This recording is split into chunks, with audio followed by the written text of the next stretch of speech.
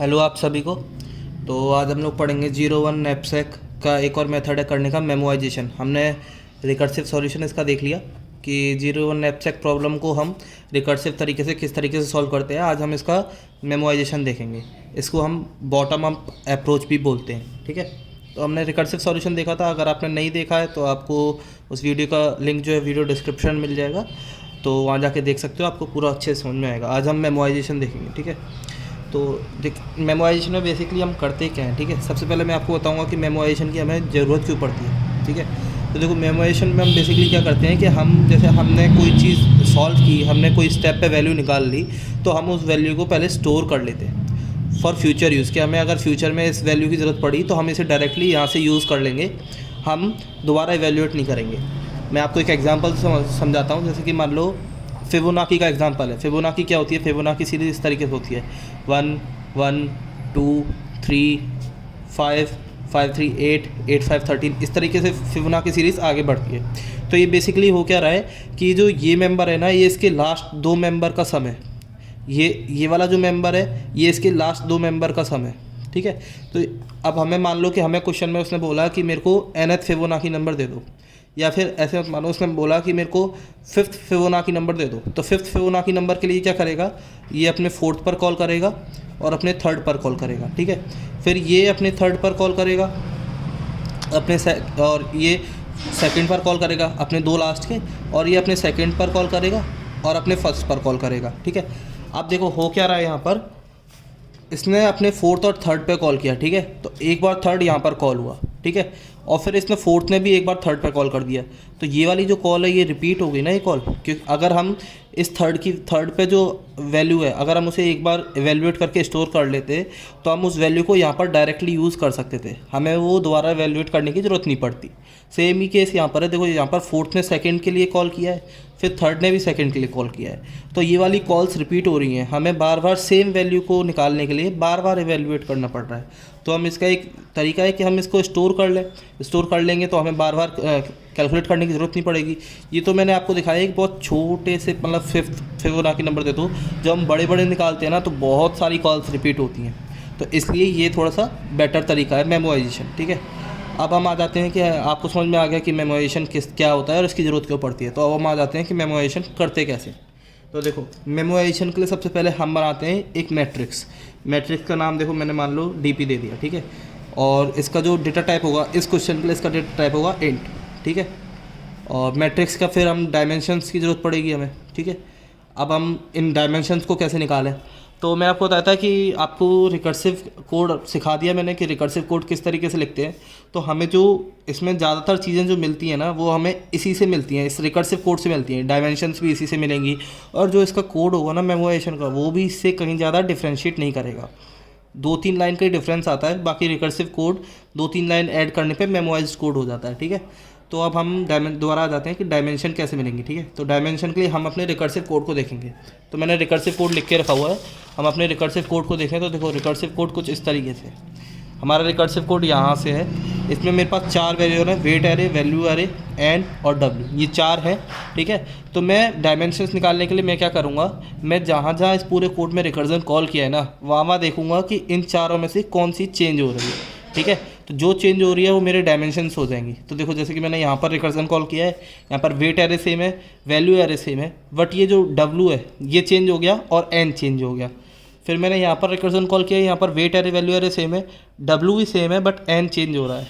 और एक बार मैंने यहाँ पर रिकर्जन कॉल किया है, यहाँ पर वेट भी सेम है, वैल्यू भी सेम है, डब्ल्यू भी सेम है, यहाँ पर भी एन चेंज हो रहा है। तो ये जो चीज़ है, तो यानी कि यहाँ पर क्या क्या चेंज हो रहा है, यहाँ पर मेरा चेंज हो रहा है एक डब्ल्यू और एक एन। तो मेरे जो डायमेंशंस बनेंगे वो बनेंगे एन कॉमा डब्ल्यू, क्योंकि ये दोनों चेंज हो रहे हैं। तो जो वेरिएबल हमारे चेंज होते हैं वो हमारी मैट्रिक्स के डायमेंशन हो जाते हैं, ठीक है। अब हमें अगर इन दोनों की रियल वैल्यू चाहिए कि एन क्या होगा, डब्ल्यू क्या होगा, तो वो हमें मिलती है कॉन्स्टेंट से। हमारे क्वेश्चन में हमें कॉन्स्टेंट्स दिए होते हैं। कॉन्स्टेंट्स कैसे दिए होंगे, जैसे हमें दिया होगा एन जो है आपका वो इस तरीके से वेरी करेगा, ठीक है। और डब्ल्यू जो है आपका, वो डब्ल्यू भी इस तरीके से वेरी कर रहा है, मान लो, ठीक है। तो हमारी जो डीपी के वो होंगे, हम जो अपनी मैट्रिक्स को डिक्लेयर करेंगे वो इस तरीके से हो जाएगी 1001 1001 फॉर सेफर साइड मैंने 1001 ले लिया है कि 1000 तो ये हो ही सकता है, ठीक है हम एक ज़्यादा ले लेते हैं, हम सेफ साइड पे रहना चाहते हैं, तो हमने ये अपना डीपी अपना मैट्रिक्स जो है हमने डिक्लेयर कर लिया। ठीक है, तो ये हो गया। ठीक है, ये हमारा यहाँ तक डिक्लेरेशन हो गया। अब मैं आपको बताऊंगा कि हम इसके बाद क्या करते हैं। तो देखो इस मैट्रिक्स को हमने डिक्लेयर कर लिया, इसके बाद हम इसे करते हैं इनिशियलाइज़। तो इनिशियलाइज़ क्यों करते हैं, अब देखो हम कर रहे हैं अपनी हमारी जो डीपी मैट्रिक्स थी इन डीपी 1001 ये हमारी डीपी थी, हम इसको कर रहे हैं इनिशियलाइज़। इनिशियलाइज़ की हमें क्यों ज़रूरत पड़ रही है, अब हम वो देखेंगे। तो देखो इनिशियलाइज़ की ज़रूरत इसलिए पड़ रही है, देखो जैसे कि ये हमारा 5th था, इसने 4th पर कॉल किया, इसने 3rd पर कॉल किया, इसने 3rd पर कॉल किया, 2nd पर कॉल किया, इसने 2nd पर कॉल किया और 1st पर कॉल किया। ठीक है, मान लो मेरे पास एक मैट्रिक्स है, मैंने एक मैट्रिक्स बना ली, ये मैट्रिक्स है मेरी। ठीक है,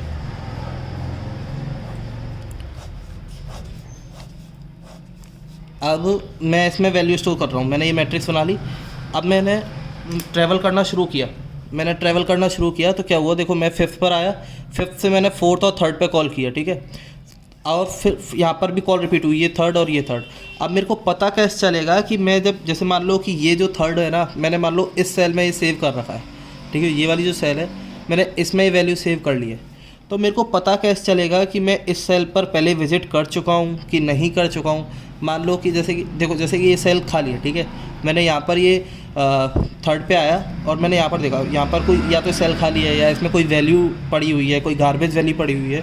तो मेरे को पता कैसे चलेगा कि मैं इस सेल पर विज़िट कर चुका हूँ, इस सेल की वैल्यू मैं पहले कैलकुलेट कर चुका हूँ या नहीं कर चुका हूँ। उसको पता करने के लिए हम इसे इनिशियलाइज़ करते हैं। जैसे कि यहाँ पर आया, मैंने इसकी वैल्यू स्टोर कर दी, मान लो इसकी वैल्यू 10 थी, मैंने ये स्टोर कर दिया। अब मैं यहाँ पर आया, मैंने देखा दोबारा, मैं कहा कि ठीक है 3rd पे कॉल कर रहा हूँ, पहले मैं चेक कर लेता हूँ कि मेरे पास वैल्यू है कि नहीं है। मैं आया, मैंने चेक किया तो मेरे को मिला यहाँ पर 10। अब मेरे को ये कैसे पता चलेगा कि ये 10 वाकई में इसकी वैल्यू है या फिर ये कोई गार्बेज वैल्यू है। तो इन चीज़ों को चेक करने के लिए हम इसे इनिशियलाइज़ करते हैं। तो इनिशियलाइज़ कैसे करते हैं, ठीक है, तो इनिशियलाइज़ करने का एक सिंटैक्स होता है, वो होता है मेम सेट के थ्रू हम अपनी जो मैट्रिक्स है उसे इनिशियलाइज़ करते हैं। तो मेम सेट कैसे, तो देखो मेम सेट में होता है मेम सेट, आपकी जो मैट्रिक्स है उसका नाम, उसके बाद आप इसे किस चीज़ से इनिशियलाइज़ करना चाहते हो, वो जैसे -1 से मैं अपनी मैट्रिक्स को इनिशियलाइज़ करना चाहता हूँ, और उसके बाद इस मैट्रिक्स का साइज़ ऑफ का यूज़ करके मैट्रिक्स का साइज़। तो यहाँ से हमारी जो पूरी मैट्रिक्स है वो -1 से फिल हो जाएगी, पूरी मैट्रिक्स हमारी -1 से फिल हो जाएगी। ठीक है, तो इतना हो गया, हमने ये देख लिया कि हम डिक्लेयर कैसे कर रहे हैं, हम इनिशियलाइज़ क्यों कर रहे हैं और हमें मेमोराइजेशन की ज़रूरत क्यों पड़ती है। ठीक है, ये हो गया। अब इसके बाद बस हम क्या करेंगे, हम अपने रिकर्सिव कोड को देखेंगे, क्योंकि हमारे जो भी हमें मेमोराइजेशन को बनाना है हम डायरेक्टली इस रिकर्सिव कोड से ही बनाएंगे। हम रिकर्सिव कोड में कुछ लाइन्स ऐड करेंगे और वो हमारा मेमोराइज्ड कोड हो जाएगा। तो मैंने रिकर्सिव कोड लिख के रखा हुआ है, हम इसी में डायरेक्टली चेंजेस देखेंगे। ठीक है, तो देखो हम स्टेप बाय स्टेप चलते हैं। देखो हमने सबसे पहले मैट्रिक्स डिक्लेयर कर लिया, ये देख लिया हमने, देखो हमने मैट्रिक्स डिक्लेयर कर लिया। ठीक है, ये हमने देख लिया, फिर हमने इसे इनिशियलाइज़ कर लिया। यहाँ तक तो मैं आपको समझा चुका हूँ। ठीक है, ये दोनों चीज़ें हो गई।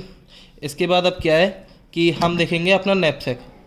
ठीक है, अब देखो ये मेरा फंक्शन हो गया, ये मेरा इंट नैपसैक, ये मेरे पास 4 वेरिएबल हो गए इसके, और ये मेरी बेस कंडीशन है। ठीक है, यही सेम बेस कंडीशन हमने रिकर्सिव कोड में यूज़ की थी, हमने इसमें कोई चेंज नहीं किया है। ठीक है, तो ये बेस कंडीशन हो गई कि अगर n 0 है और वेट 0 है तो हम 0 रिटर्न करेंगे। ठीक है, अब इसके बाद हम क्या करेंगे, अब देखो हमने क्या किया कि हमें इस कोड का जो मतलब अल्टीमेट आउटपुट आएगा ना, वो आएगा जैसे हमारी ये मैट्रिक्स है। ठीक है, ये हमारी मैट्रिक्स है, तो ये वाली जो सेल है ना, ये इसका रिजल्ट होगा। हमेशा ये होता है कि जो हम मैट्रिक्स डिक्लेयर करते हैं ना, उसकी जो लास्ट सेल होती है वो हमारा रिजल्ट होती है। तो हम सबसे पहले क्या करेंगे, हम इस कोड में आके सबसे पहले यही देख लेंगे कि यार देखो ये हमें अल्टीमेट तो यही चाहिए ना, और इसका सिंटैक्स क्या है, इसका सिंटैक्स है DP N, W, ये हमारा इसका वो है एड्रेस है। तो हम सबसे पहले ये चेक कर लेंगे ना यार, ये यहाँ पर अगर -1 है तो ठीक है, हम यहाँ पर नहीं आए हैं। अगर यहाँ पर -1 नहीं है तो यानी कि इसमें कोई वैल्यू है, हम इसे कैलकुलेट कर चुके हैं, तो हम इसे डायरेक्टली रिटर्न कर सकते हैं ना। तो हम यहाँ पर सबसे पहले बेस कंडीशन में चेक कर लेंगे, if DP of N, W not equal to -1, अगर ये -1 के बराबर नहीं है तो यहाँ से डायरेक्टली हम रिटर्न कर देंगे DP ऑफ N, W। ठीक है, ये हो गया कि ये वो कंडीशन हो गई कि अगर हम इस सेल पर हम पहले आ चुके हैं तो हम डायरेक्टली यहाँ से रिटर्न कर देंगे। फिर ये जो बाकी बचा हुआ कोड है ये हमारा एग्जीक्यूट नहीं होगा। अगर ये -1 के बराबर है, ये तो होगी कि -1 के बराबर नहीं है, अगर ये -1 के बराबर है तो फिर हम अपने कोड में आगे बढ़ेंगे। ठीक है, तो देखो ये कंडीशन भी सेम है, हमने जो रिकर्सिव में कंडीशन लिखी थी, हमने जो इफ़ की कंडीशन वो भी सेम है, और पूरा ये जो हमने यहाँ पर रिकर्जन कॉल किया है ये भी पूरा रिकर्जन की तरह है। बस यहाँ पर क्या करना है कि हमने ये कॉल किया और यहाँ से कोई एक वैल्यू हमने एवेल्यूएट कर ली। ठीक है, कोई एक वैल्यू आ गई, मान लो वैल्यू आ गई अपनी 10, तो हम इस वैल्यू को ना एक अपनी मैट्रिक्स की किसी सेल में स्टोर कर लेंगे, जिससे कि अगर हमें फ्यूचर में वो वैल्यू की ज़रूरत पड़े तो हम डायरेक्टली यहीं से इसे उठा के यूज़ कर सकें। तो इसे स्टोर कर लेंगे, तो ये स्टोर कर लिया हमने T, N, W में इसे स्टोर कर लिया। ठीक है, और उसके सेम केस ही यहाँ पर है। देखो यहाँ पर भी हमने मतलब रिकर्जन कॉल किया है, तो यहाँ पर भी हम T, N, W में इसे स्टोर कर लिया हमने। ठीक है, तो हमने ये बस ये 4 लाइनें ऐड की हैं, 2 लाइन ये, एक ये ऐड किया है और एक ये ऐड किया है, और ये हमारा पूरा ये मेमोराइज्ड कोड हो गया हमारा 01 नैपसैक का। ठीक है, तो बस यही है। हमें सबसे पहले लिखना हमें हमेशा रिकर्सिव कोड है। अगर आपने रिकर्सिव कोड लिख लिया ना तो मेमोराइज्ड कोड लिखने में आपको बिल्कुल टाइम नहीं लगेगा। आपको बस क्या करना है, ये डिक्लेयर करनी है मैट्रिक्स अपनी सबसे पहले, उसके बाद फिर आपको सबसे पहले बेस कंडीशन के बाद आके ये चेक करना है, फिर आपको बस ये स्टोर करने के लिए ये चीज़ें और लिखनी है, और आपका रिकर्सिव कोड आपका मेमोराइज्ड कोड में चेंज हो जाएगा। तो आज की वीडियो में इतना ही, बाकी देखने के लिए थैंक यू।